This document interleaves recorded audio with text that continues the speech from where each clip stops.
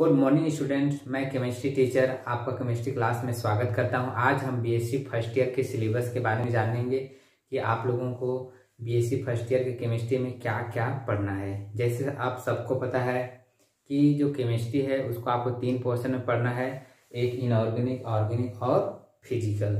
ठीक है, यहाँ क्या होगा, तीनों का अलग अलग पेपर होगा। इनऑर्गेनिक का अलग से पेपर होगा। जैसे आपने 12th में पढ़ा था, वहाँ तीनों का एक ही साथ अपने एक ही केमिस्ट्री सब्जेक्ट का पेपर लिखा था, लेकिन यहाँ कॉलेज में आपको तीनों के लिए अलग अलग पेपर लिखना पड़ेगा। एक पेपर इनऑर्गेनिक का लिखना पड़ेगा, एक ऑर्गेनिक का लिखना पड़ेगा, एक फिजिकल का लिखना पड़ेगा।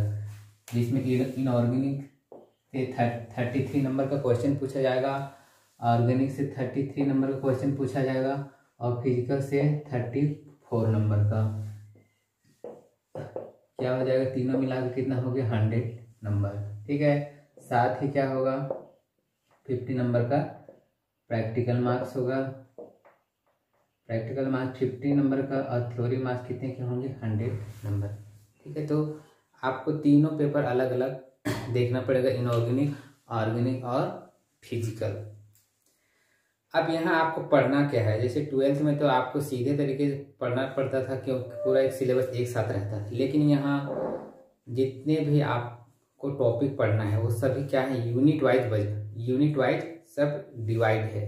ठीक है, और इसी यूनिट के बेसिस पे ही हर यूनिट से सेपरेट क्वेश्चन पूछा जाता है। जैसे unit 1, unit 2, unit 3, unit 4, unit 5। Inorganic में भी 5 यूनिट है, ऑर्गेनिक में 5 यूनिट है और फिजिकल में भी 5 यूनिट है। तो तीनों का ही तीनों ही पेपर का अलग अलग एग्जाम होगा। ठीक है, तीनों का साथ में एग्जाम नहीं होगा। जैसे 12th में आप तीनों का एक साथ एग्जाम लिखते थे, बट यहाँ कॉलेज में आपका तीनों का ही अलग अलग एग्जाम लिखना पड़ेगा। इनऑर्गेनिक का अलग दिन एग्जाम होगा, ऑर्गेनिक का अलग दिन होगा और फिजिकल का अलग दिन होगा। जिसमें से इनऑर्गेनिक का मैं बताया 33 मार्क्स का क्वेश्चन आएगा, ऑर्गेनिक का 33 और फिजिकल का क्या होगा, 34। तीनों कितने हो गए, टोटल 100 नंबर के आपके पेपर हो गए। ठीक है, उसी तरह प्रैक्टिकल कितना होगा, 50 मार्क्स का। इतना तो क्लियर है।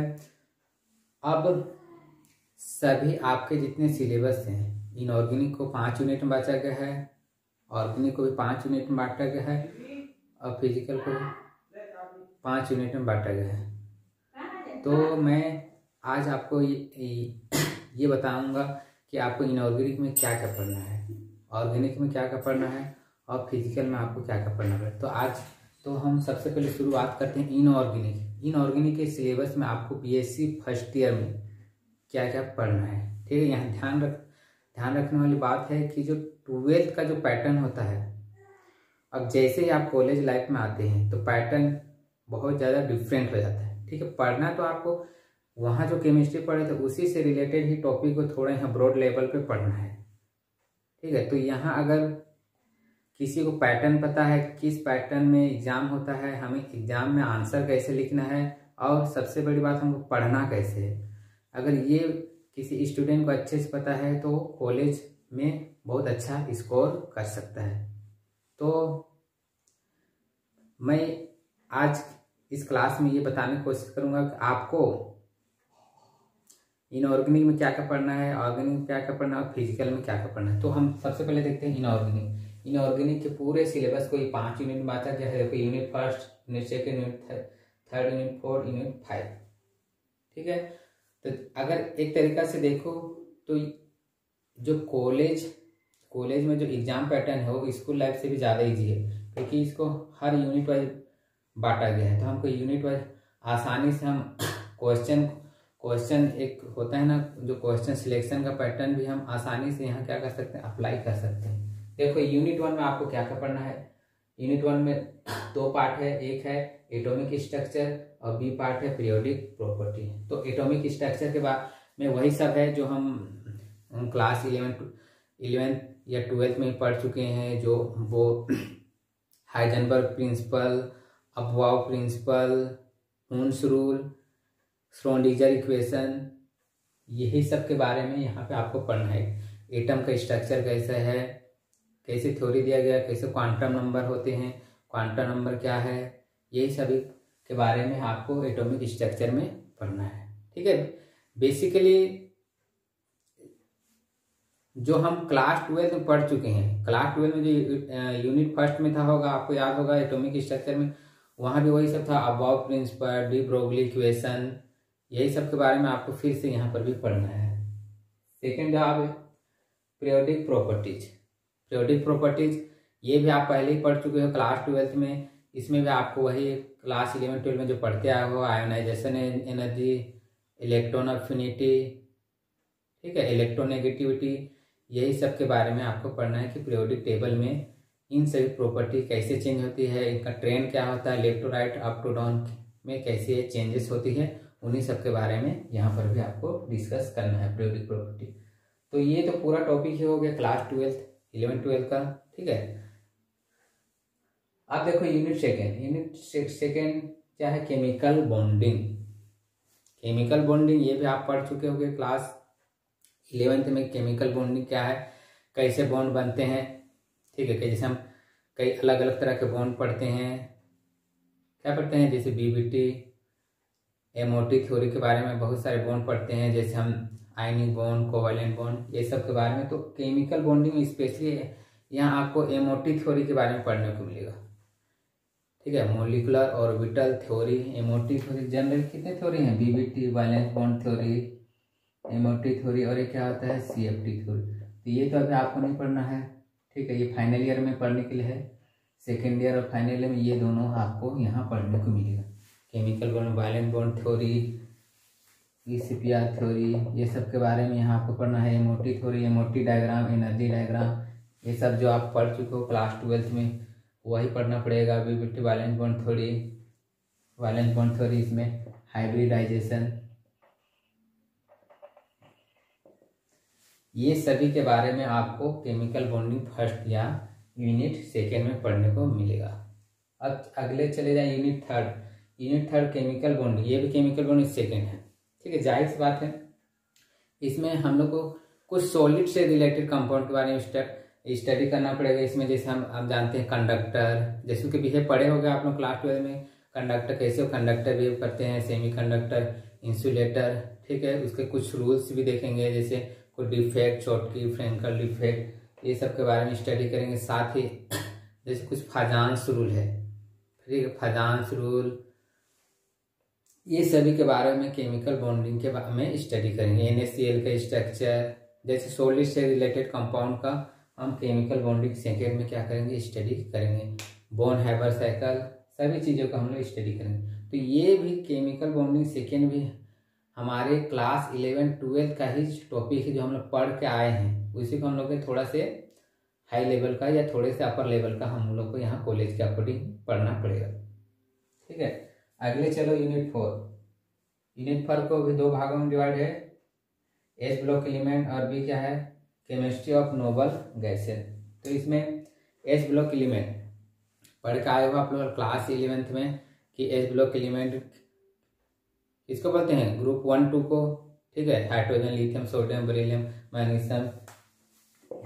S block element S1, S2, hydrogen, lithium, sodium, potassium, rubidium, caesium, ये क्या है, beryllium, magnesium, calcium, strontium, barium. तो इन्हीं सभी के बारे में जो 11th में आप पढ़ चुके हो, तो उसी को हमको फिर से पढ़ना है। एस ब्लॉक एलिमेंट में उसकी फिजिकल प्रॉपर्टी क्या है, उसकी केमिकल प्रॉपर्टी क्या है, एक किस तरह का बॉन्ड का फॉर्मेशन करते हैं, ठीक है, ये कैसे केमिकल रिएक्शन करेंगे, यही सब के बारे में पढ़ना है। इसका बायोलॉजिकल एप्लीकेशन क्या है, जैसे कैल्शियम आयन हम जानते हैं बोन टीथ फॉर्मेशन में यूज होता है, सोडियम पोटेशियम पंप, ठीक है। ये सब के बारे में आप लोगों को यहाँ क्या करना पड़ेगा, थोड़ा डिटेल में पढ़ना पड़ेगा एस ब्लॉक में। तो इससे भी आप लोग परिचित हैं, 11-12 का ही पूरा टॉपिक है। उसके बाद केमिस्ट्री ऑफ नोबल गैसेस, ठीक है, नोबल गैसेस मतलब ग्रुप 18 एलिमेंट क्या होते हैं, noble gas, neutral gas, helium, neon, argon, krypton, xenon और रेडॉन, ठीक है। तो ये ग्रुप 18 एलिमेंट के बारे में भी आपको यही पढ़ना पड़ेगा कि कैसे इनकी प्रॉपर्टी क्या है, इसकी फिजिकल प्रॉपर्टी क्या है, ये कैसे केमिकल प्रॉपर्टी फॉर्मेशन करते हैं, ये क्राउन ईथर कंपाउंड का, एक क्राउन ईथर क्लेथरेट कंपाउंड का फॉर्मेशन कैसे करते हैं। तो यूनिट 4 में एस ब्लॉक और ग्रुप 18 नोबल गैस के बारे में आपको पढ़ना है। ग्रुप यूनिट 5 को भी 2 पार्ट में डिवाइड है, ए और बी। ए में पी ब्लॉक एलिमेंट, अभी में इनऑर्गेनिक केमिकल एनालिसिस। तो पी ब्लॉक एलिमेंट, तो पी ब्लॉक के बारे में पढ़ना पड़ेगा। पी ब्लॉक कहाँ से शुरू होता है? ग्रुप 13 to 18, 13, 14, 15, 16, 17 और 18, ठीक है। 13 में क्या क्या आता है? Boron, aluminium, gallium, indium, tellurium. 14 में carbon, silicon, germanium, tin, lead, nitrogen, phosphorus, arsenic, antimony, bismuth, carbon, silicon, germanium, tin, lead, fluorine, chlorine, bromine, iodine और astatine, helium, neon, argon, krypton, xenon और रेडोन। तो ये जो P block element है, इसके बारे में आपको यहाँ पढ़ना पड़ेगा कि उसकी कैसे फिजिकल प्रॉपर्टी होती है, कैसे केमिकल प्रॉपर्टी करते हैं ये, और ये किस किस तरह के कंपाउंड का फॉर्मेशन करते हैं। तो ये पी ब्लॉक एलिमेंट को भी आप लोग क्लास 11 में पढ़ चुके हो। क्लास 11 में आप पढ़े ग्रुप 13, 14 और 15 तक पढ़े हो शायद। उसके बाद क्लास 12 में भी 16, 17 और 18 के बारे में पढ़ चुके। तो वही सब के बारे में यहाँ आपको फिर से पढ़ना है, थोड़ा सा ज़्यादा डिटेल में पढ़ना है। उसके साथ यहाँ कुछ जैसे बोरेजिन कंपाउंड, कुछ सिलिकॉन्स, ठीक है, सिलिकेट, ये सब के बारे में भी यहाँ पढ़ना है।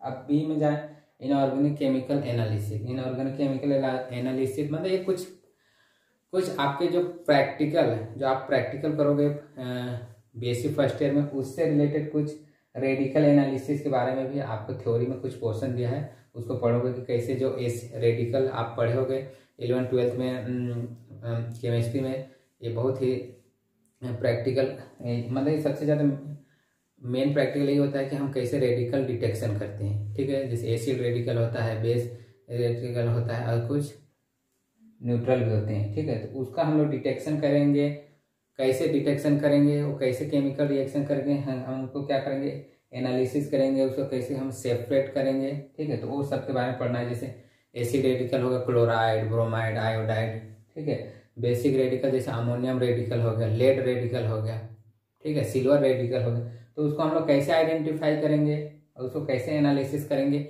ये सब के बारे में इसको पढ़ना है। तो ये तो क्या है, इनऑर्गेनिक, ठीक है। ये क्या है, इनऑर्गेनिक का सिलेबस।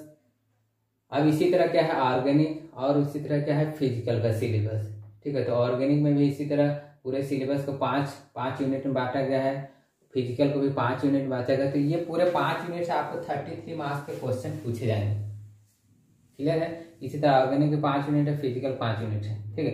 तो अगले क्लास में ये मैं पूरा ऑर्गेनिक के सिलेबस को डिस्कस करूंगा और साथ में फिजिकल के सिलेबस को डिस्कस करूंगा और आपको बताऊंगा कि इसमें आपको क्या क्या पढ़ना है।